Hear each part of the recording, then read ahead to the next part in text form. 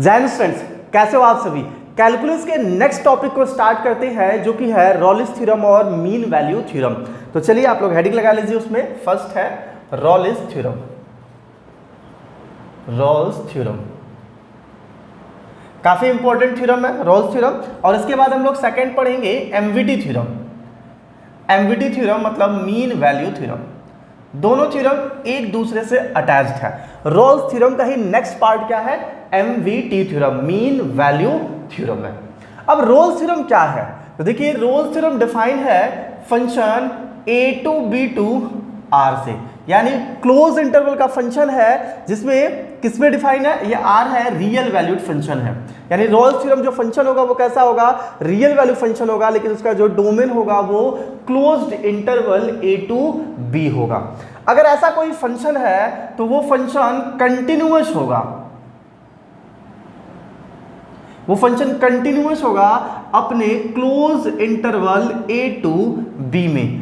वो function differentiable होगा, जो फंक्शन है वो डिफरेंशिएबल होगा अपने open interval a to b में। देखिए जब भी कभी डिफरेंशिएबिलिटी की बात करेंगे तो हमेशा कैसा इंटरवल लेंगे, ओपन इंटरवल लेंगे। क्योंकि मान लेते हैं जैसे कोई कर्व है, सपोज करिए ये कर्व है, ये a2, ये है a है, x is equal to a, और ये x is equal to b है, ठीक है, x is equal to b।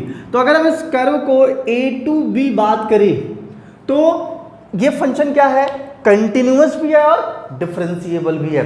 तो कोई भी फंक्शन जो कंटिन्यूअस हो अपने क्लोज इंटरवल में और डिफरेंशिएबल हो अपने ओपन इंटरवल में।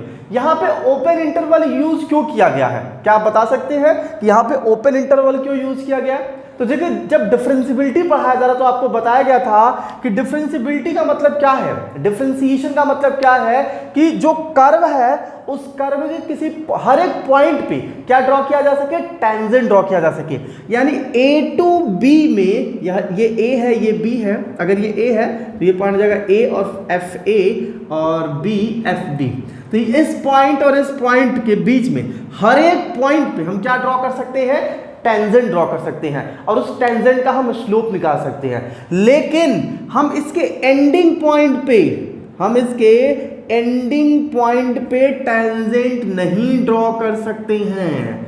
इसके एंडिंग पॉइंट पे हम टेंजेंट नहीं ड्रॉ कर सकते हैं। यहां पे अगर हम कोई लाइन ड्रॉ करेंगे ना तो इसको टेंजेंट नहीं, उसको सेकेंट बोला जाएगा, ठीक है, टेंजेंट नहीं। और यहां पे लाइन ड्रॉ करेंगे तो क्या कहलाएगा, टेंजेंट, ठीक है। तो इसके सभी पॉइंट को हम टेंजेंट ड्रॉ कर सकते हैं। तो अगर किसी कर्व के किसी पर्टिकुलर पॉइंट पे टेंजेंट ड्रॉ किया जा सकता है तो उसका स्लोप निकलेगा, और उसी को हम लोग क्या बोलते हैं, उस पर्टिकुलर पॉइंट पे उस कर्व का डिफरेंशिएशन, डेरिवेशन, ठीक है।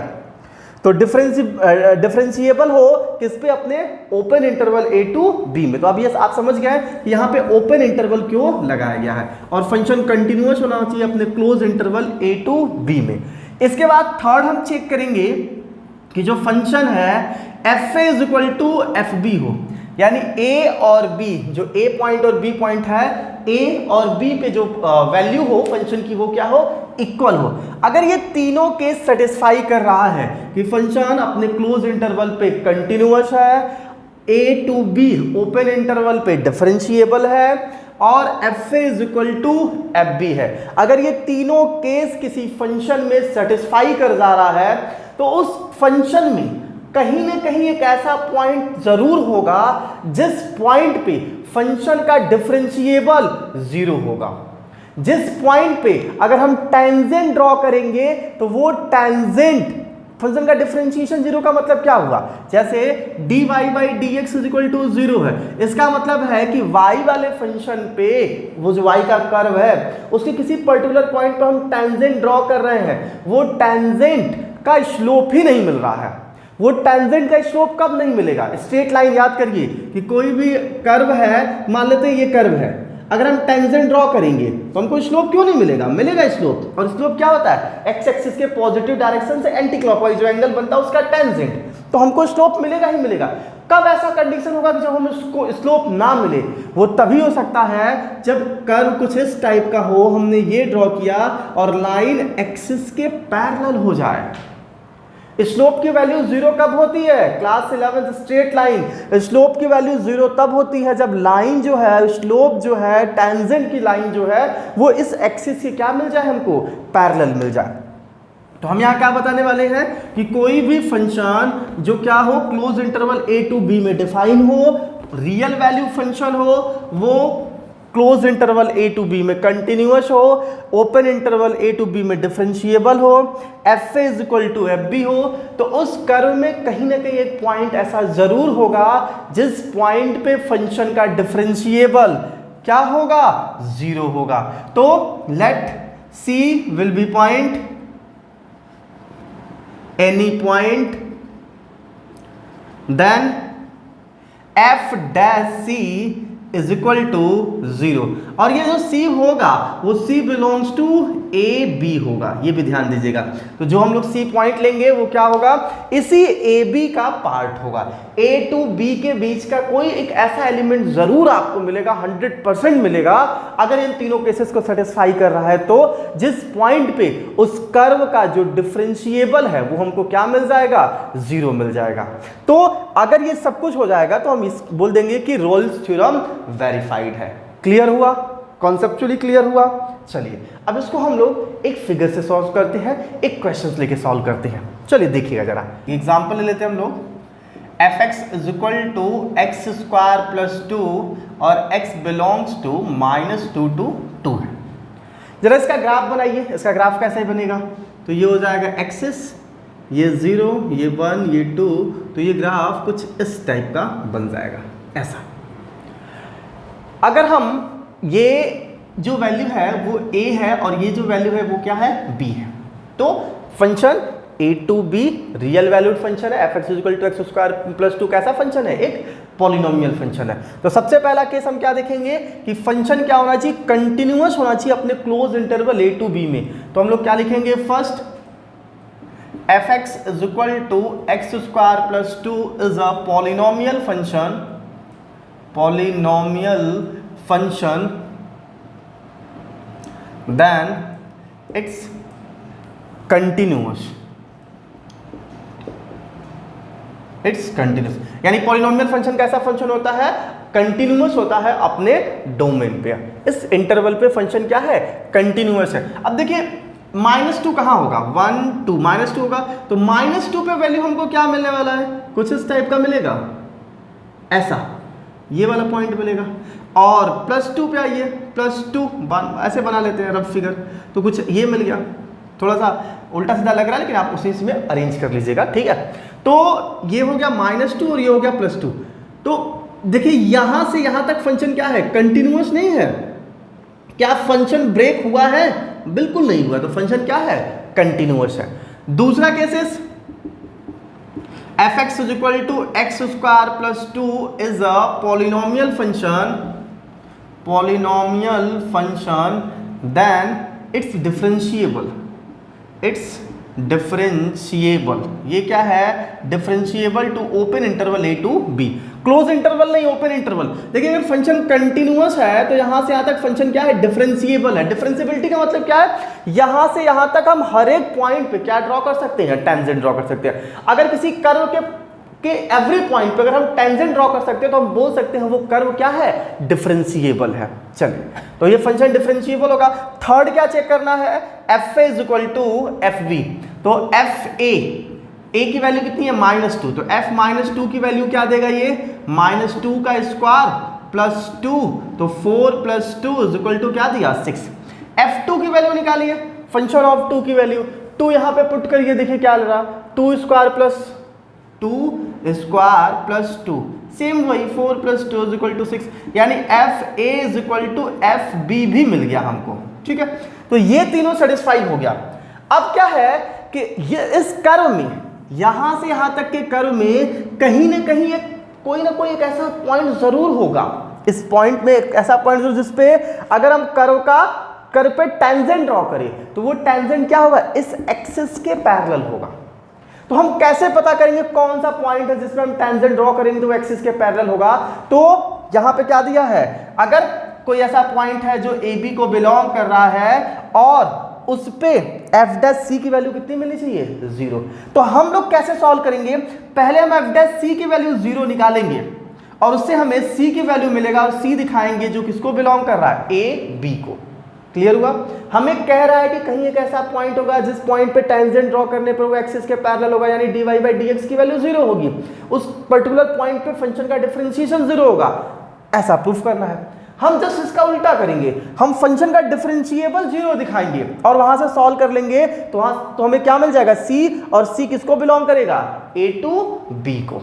ठीक है, कोई दिक्कत नहीं है। तो चलिए हम फंक्शन को डिफरेंशिएट कर लेते हैं। F dash x is equal to क्या मिलेगा? 2x। अब हमें एफ डैश सी चाहिए, तो let x is equal to c, तो f dash c is equal to क्या देगा हमको? ये तो 2c देगा। F dash c is equal to क्या रखेंगे? 0।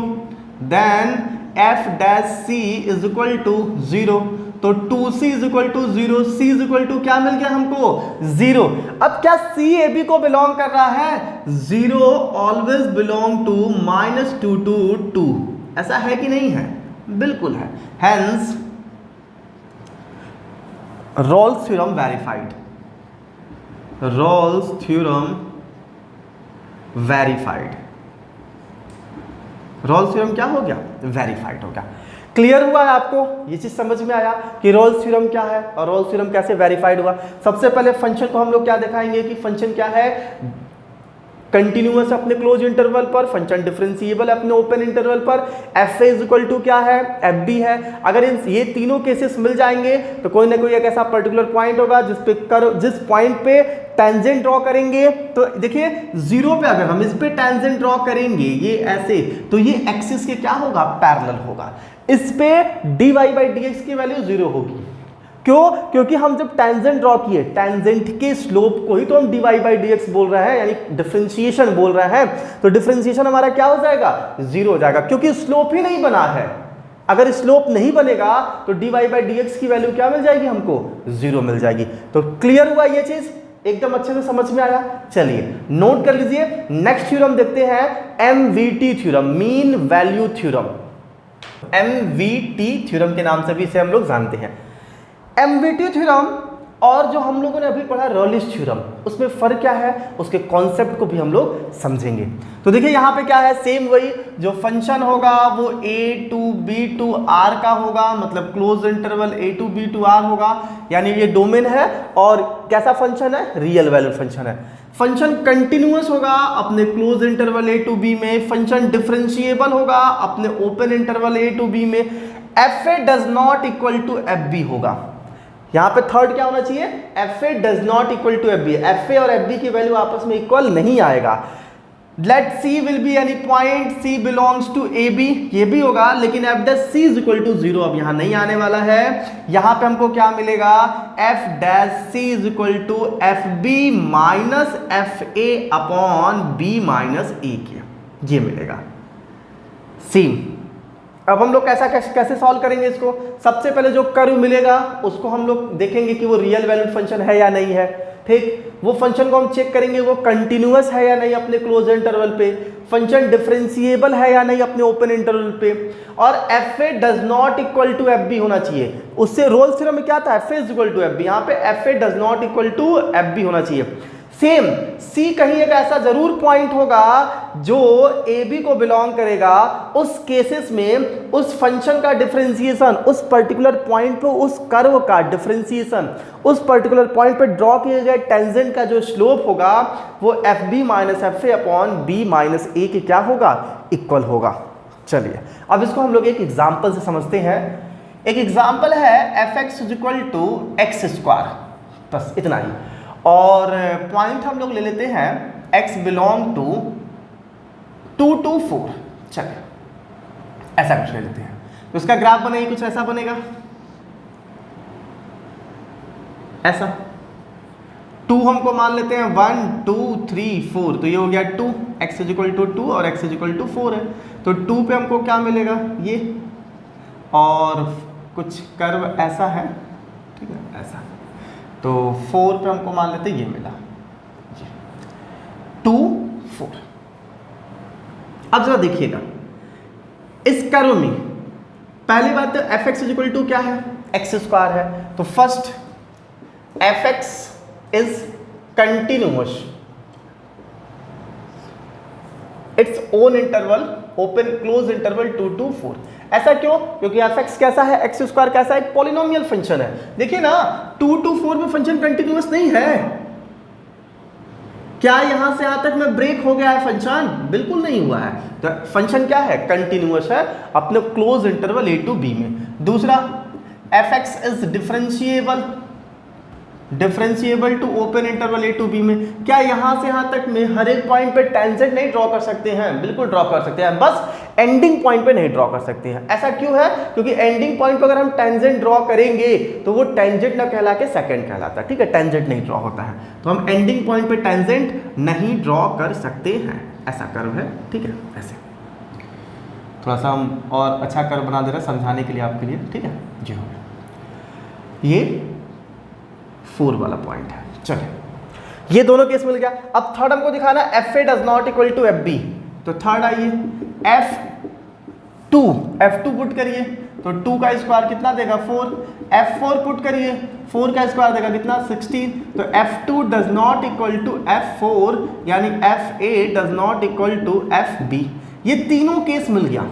तो कह रहा है इस यहां से यहां तक में कहीं एक ऐसा पॉइंट जरूर होगा जिस पॉइंट पे अगर हम टेंजेंट ड्रॉ करेंगे वो टेंजेंट की value F B minus F A upon B minus a की इक्वल आएगा। तो यहां पे f B minus F A upon B minus a मिल कैसे रहा है जरा देखिए।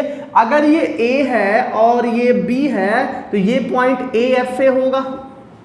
एफ एक्स है, ए पुट करेंगे तो एफ ए आएगा और यहां बी पुट करेंगे तो क्या देगा बी और एफ बी ऐसा देगा।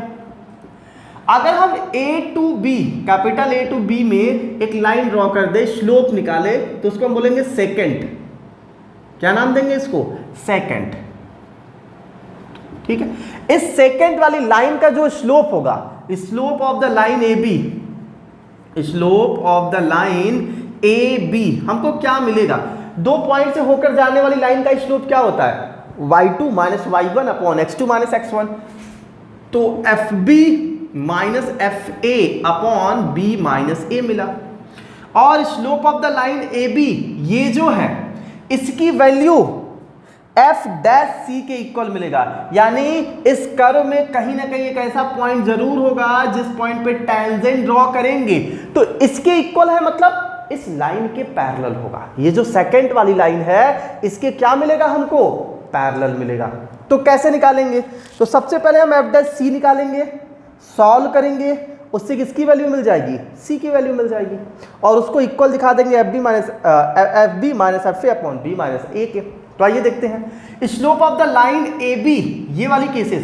तो किसी भी कर्व का स्लोप कैसे निकालते हैं उससे उस पर्टिकुलर पॉइंट पे डिफरेंशिएट कर देते हैं। तो चलिए इसको एफ डैश सी कर देते हैं। तो f dash c is equal to क्या मिलेगा 2। एफ डैश एक्स की वैल्यू पहले क्या मिलेगा 2x मिलेगा। x की जगह अगर हम c यूज करेंगे तो f डैश c की वैल्यू क्या मिल जाएगा 2c is equal to f b की वैल्यू कितनी है 4। तो f4 की वैल्यू 4 का स्क्वायर 16। fa मतलब 2 तो 2 का square 4 upon b minus a 4 minus 2 मिला। तो 2c इज इक्वल टू 16 माइनस 4 12 बाई 2 कट करेंगे 6 आएगा, यहां से कट करेंगे तो c की वैल्यू आ गया 3।